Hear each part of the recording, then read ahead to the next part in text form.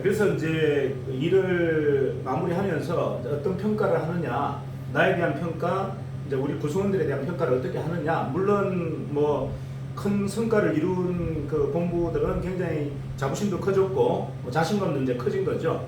뭐 그렇다고 해서 또 성과가 없었던 본부 뭐 이렇게 조금 소심해졌고 약간은 뭐 이렇게 자존감에 스크래치가 날 수도 있습니다. 뭐 그건 그다지 중요하지 않다. 물론 잘한 분들은 잘하셨고 조금 이렇게 힘들어했던 본부들은 또 다시 분발하시면 되는데, 문제는 뭐냐면 이 과정을 어떻게 평가하고 진단하느냐가 중요합니다. 나 자신에 대한 평가와 진단도 중요하지만 조직에 대한 평가와 진단도 굉장히 중요하죠. 대부분 여러분들이 이제 일이 잘 될 때는 에너지가 확 모입니다. 하지만 일이 잘 안 될 때는 뭔가 에너지가 자꾸 분산되고 뭔가 크로스 자꾸 부딪힌다는 느낌이 들 거예요. 그럴 때 여러분들이 한번 잘 점검해 보세요. 이게 원인이 어디 있는지를 보통 평가할 때 대다수 사람들은 내가 아니라 이 타인에다가 포커싱을 합니다. 왜 자꾸 부딪히지? 야, 저 친구가 너무 고집이 세서? 저 친구가 너무 발라져서? 저 친구가 너무 뭐 독단적이어서? 뭐 이렇게 보통 평가하는데, 사실은 에너지 법칙에는 이제 그런 게 적용되지 않아요. 모든 원인은 내한테 있습니다. 내가 뿌린 이 에너지의 파장에 의해서 상대가 움직이는 거예요. 내가 뿌린 에너지가 뭐 비단 강렬하고 밝지 않았던 거죠. 약간 지쳐있는, 약간 뭔가 이렇게 발목에 뭔가 이 족시가 채워져 있는 이런 에너지를 내가 보낸 거예요. 그러면 내가 왜 이렇게 강력하고 좀 밝은 에너지를 못 내고 자꾸 뭔가 침체되어 있고 좀 어두운 에너지를 자꾸 조직 구성원에게 발산하는가를 보면 대부분 과거에 대한 상처예요.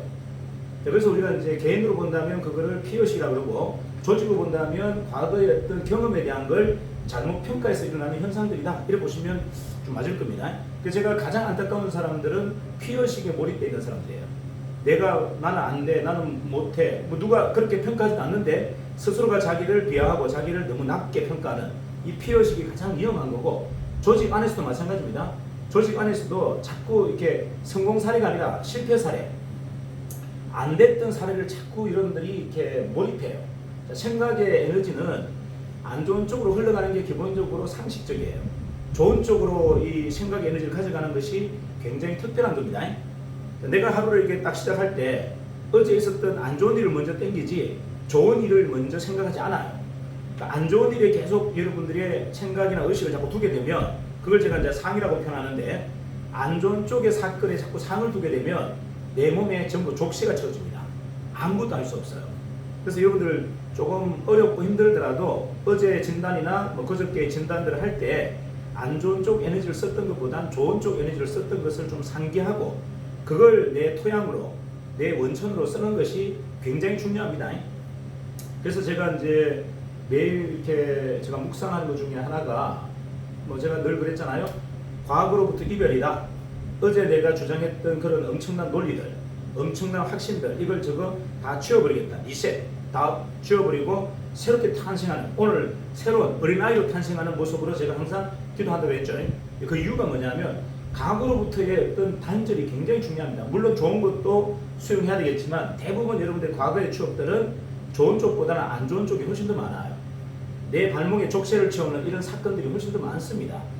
안 좋은 쪽일수록 훨씬 더 여러분들에게 오랫동안 상에 남아요. 남기 때문에 가능하면 과거로부터의 어떤 단절이 굉장히 중요하다.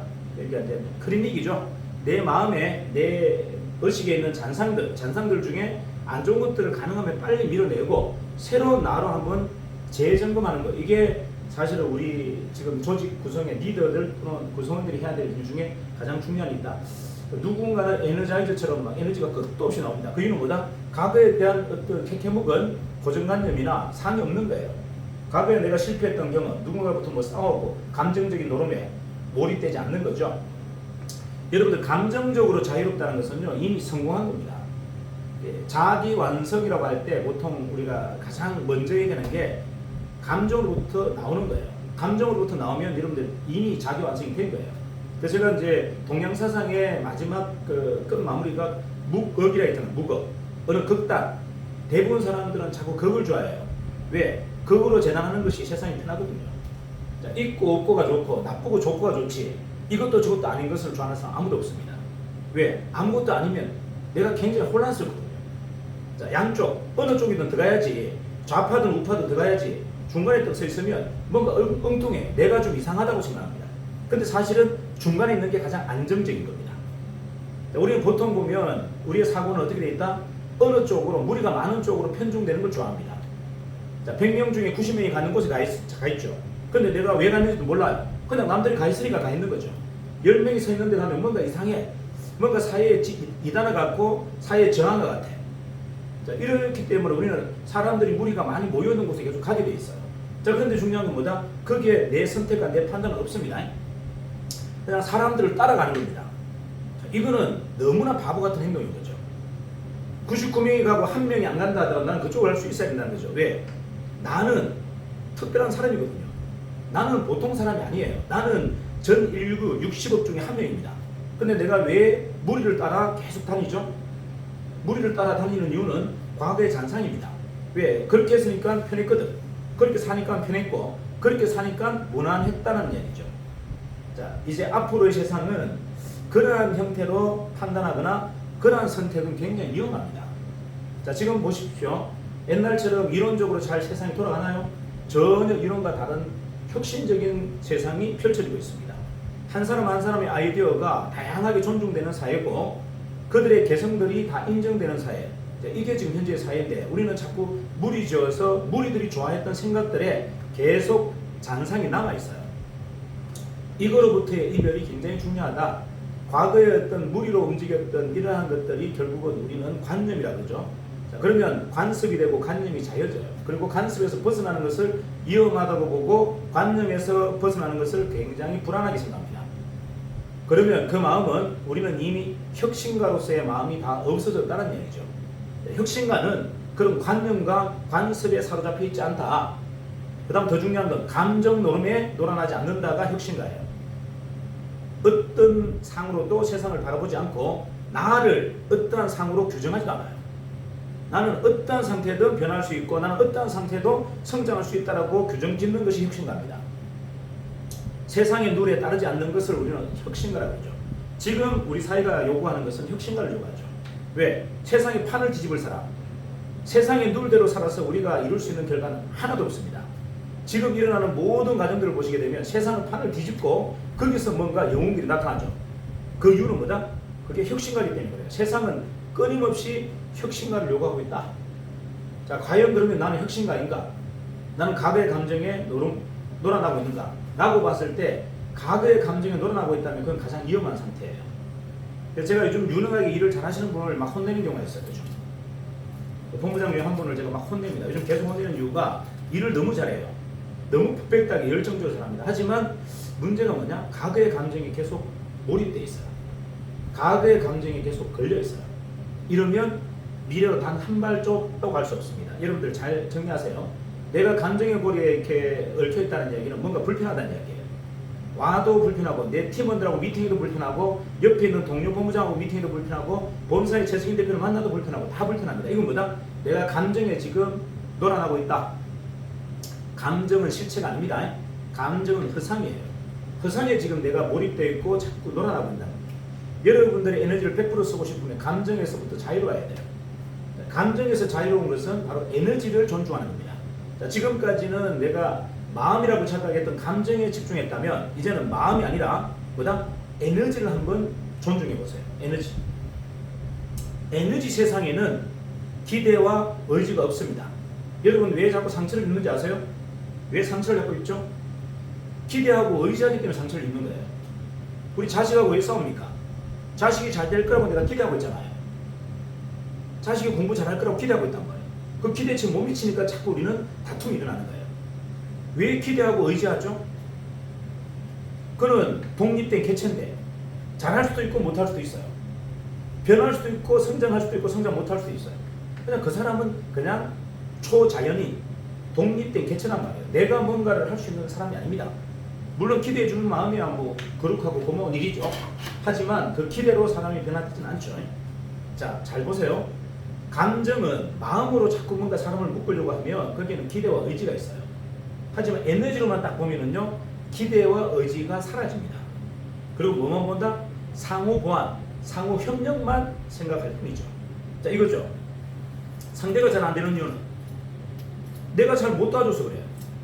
자, 상대가 잘 안 되는 이유는 상대가 잘 되는 이유는 내가 잘 도와줘서. 상대가 안 되는 이유는 내가 잘 도와주지 않았어. 이건 뭐다? 에너지 법칙이에요. 마음은 내가 안 도와줘도 잘해야 되고 내가 도와줘도 잘해야 되고 이건 마음입니다. 왜 제가 마음이 허상이라고 자꾸 얘기하는지 아세요? 마음을 쓰게 되면 여러분들은 말은 마음이라는 구사 미사고를 쓰지만 그 안에는 본질적으로 뭐다? 감정이 있는 겁니다. 감정. 마음이 아니고 감정인 거예요. 감정의 고리가 연결되어 있는 겁니다. 저 친구가 잘해주기를 바라고 저 친구가 성장해 주길 바라고 그리고 뭔가 기대치가 있고 의지하게 됐어요.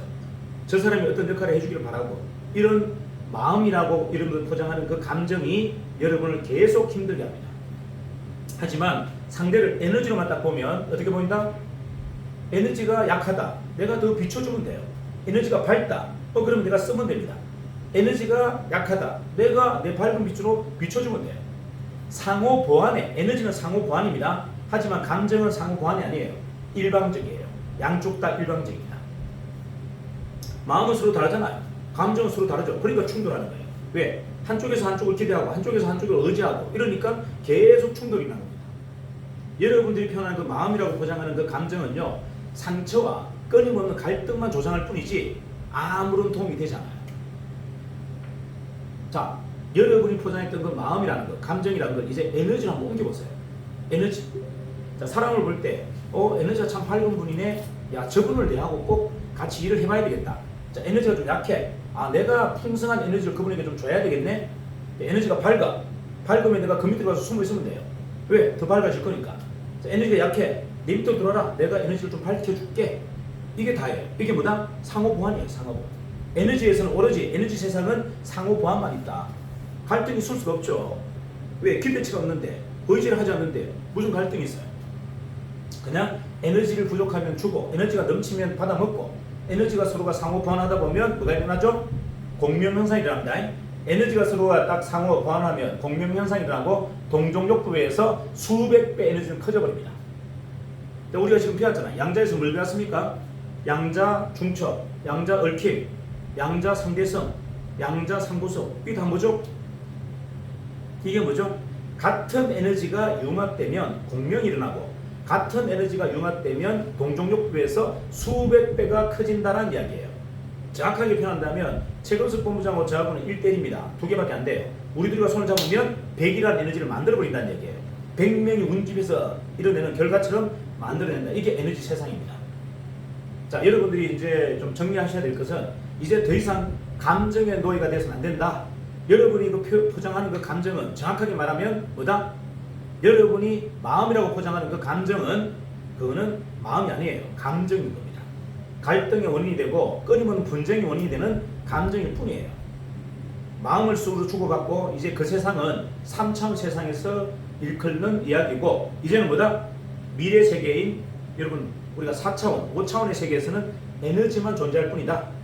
에너지로 서로가 상호보완, 서로가 융합, 서로가 중첩, 서로가 얽힘을 하자. 이게 제가 여러분에게 강력하게 주장하는 겁니다.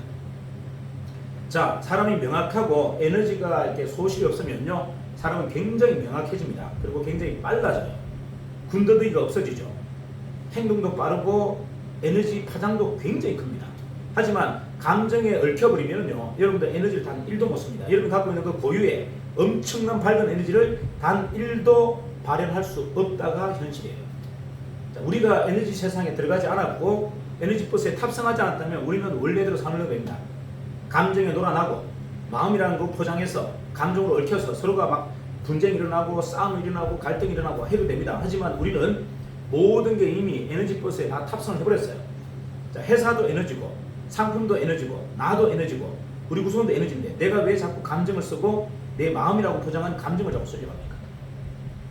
감정의 고리는요, 감정의 얽힘은 전부가 과거에서 오는 상처예요. 대부분이.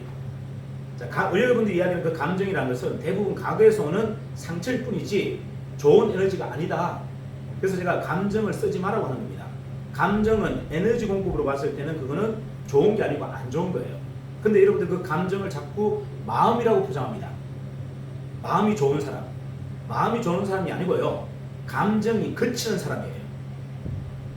감정이 거칠고 감정이 온할 사람만 있는 것이지 마음이라는 게 무슨 의미가 있습니까? 마음 안에 여러분들이 포장한 그 마음 안에 전부가 감정 덩어리인데 사람을 미워하고 사람을 싫어하고 사람을 불편해하는 그 마음뿐인데 그걸 여러분들 그 감정을 마음이라고 지금 포장하고 있단 말이에요. 그거는 우리가 에너지라는 것을 몰랐을 때 쓰는 무기가 맞아요. 하지만 지금 이제 우리는 뭐다? 우리가 원통 원치 않도 우리 모든 구성원들이 에너지에 완벽하게 다 들어왔습니다. 들어왔다면 이제 여러분들 더 이상 감정 노름을 해서는 안 된다. 서로가 서로를 의지하거나 기대하고 상처를 주는 일에서는 안 된다는 거예요. 뭐다? 그냥 에너지로만 봅시다. 저는 제 방에 이렇게 있으면 누가 들어오죠. 가만히 눈 감고 그냥 한 1초 정도, 한 10초 정도 명상을 합니다. 오늘 최금석 본부장님이 들어오는 저 모습의 에너지가 어떤 색깔이지 이렇게 딱 보고 있어요. 오늘은 보라색이네. 야, 오늘 굉장히 기분이 좋으시구나. 야, 오늘은 빨간색이야. 야, 오늘 뭔가 거칠은 뭔가 안 좋은 일들이 계속 많이 일어났구나 이렇게 생각하는 거예요. 그리고 묻지도 않아도 그냥 다 알아요. 아, 최금석 본부장님이 오늘 되게 안 좋은 사건이 몇 개 있구나. 야, 오늘 굉장히 좋은 결과나 좋은 일들을 많이 하셨구나. 이걸 에너지로 읽습니다. 그가 품어내는 에너지 빛깔로 읽어요. 그래서 말을 굳이 안 들어봐도 그냥 앉아서 가만히만 쳐다봐도 그분의 에너지가 다 보여요. 아, 그분이 오늘 어떤 일을 했고 어제 어떤 일을 했는지가 대충 느껴집니다. 뭐 대체적으로 평가해 보면 안 좋은 일은 약간 좀 어두운 색깔이고 좋은 색은 약간 밝은 색깔로 보입니다. 자, 이런 것들을 이제 여러분들이 한번 체험해 보셔라. 자, 어제 같은 그런 기적들이 일어났는데 이걸 뭘로 평가하나? 여러 가지로 평가할 수 있겠죠. 내가 안 썼던 무한의 능력을 쓴 사람도 있을 것이고 또는 에너지로 쓴 사람도 있을 것이고 감정으로 써서 의거지로 뭔가 결과를 만든 사람도 있을 것이고 다양할 겁니다. 자, 이럴 때 여러분들이 어떤 걸 이제 무기로 실력으로 가다듬어야 되느냐? 이거는 에너지로 쓴 것만 여러분들 실력으로 가다듬어야 돼요. 감정으로 오기로 뭐 이런 어거지로 만든 이런 경험들을 가급적이면 여러분의 실력을 갖고 오시면 안 된다. 이렇게 제가 좀 말씀을 드릴게요. 자, 보시면 책을 읽어도 강의를 들어도 뭔가 감흥이 없는 사람들이 많아요. 자, 요즘 제가 가만히 보면은 강의에서 많이 이야기한 이야기를 이게 본부장님 중에서 전혀 처음 듣는 것처럼 듣는 분이 계세요. 제가 강의 속에서 끊임없이 이야기하는데 그거를 저한테 그런 이야기 하셨어요? 이렇게 얘기해요. 그런 이야기 하셨어요? 그 말은 강의를 근성으로 들었다는 얘기죠. 자, 책을 보는데도 누군가는 책을 그냥 대충 보는데도 그 안에 내용을 싹 다 숙지했는데 누군가는 독해를 10번을 해도 그 안에 내용을 하나도 이해 못하는 사람이 있습니다. 그래서 제가 책 읽지 말라고 하는 이야기는 책을 근성으로 읽든 정확하게 읽든 그 내용을 정확하게 숙지하고 읽으라는 얘기지 책을 읽지 말라는 이야기가 아니에요. 그냥 여러분들이 내용을 이해하지 못하는 책을 읽으면 안 된다는 이야기입니다. 자, 잘 보세요. 강의와 책을 읽어도 감흥이 없는 사람이 있어요. 스스로의 변화의 모멘텀이 없기 때문에 그래요. 자, 스스로의 변화의 모멘텀이 없는 사람은 책을 읽어도 강의를 들어도 아무런 감각이 없습니다. 내가 변하고 성장하겠다라는 통렬한 자기 점검이 없는 사람이 책을 읽거나 강의를 들어도 뭐 같다? 아무런 감흥이 없어요. 자, 무슨 말이다? 책이란 건 뭐죠? 강연이란 건 뭐죠? 나의 성장의 기반이 되는 겁니다. 내가 성장하겠다는 의지가 없는 사람이 책을 읽어본들, 강의를 들어본들, 그거는 한낱 그냥 종쪼가리였고 그냥 말뿐인 겁니다. 하지만 내가 변화하고 성장하겠다고 간절한 마음을 갖고 있는 사람이 책을 읽었을 때는 그게 그대로 다 들어오죠. 똑같은 이야기예요. 저는 기공을 통해서 양자를 이미 알고 있어요. 그래서 양자 공부가 저한테 어렵지 않습니다. 스펀지처럼 쭉 빨려들죠. 왜? 의심하지 않거든요.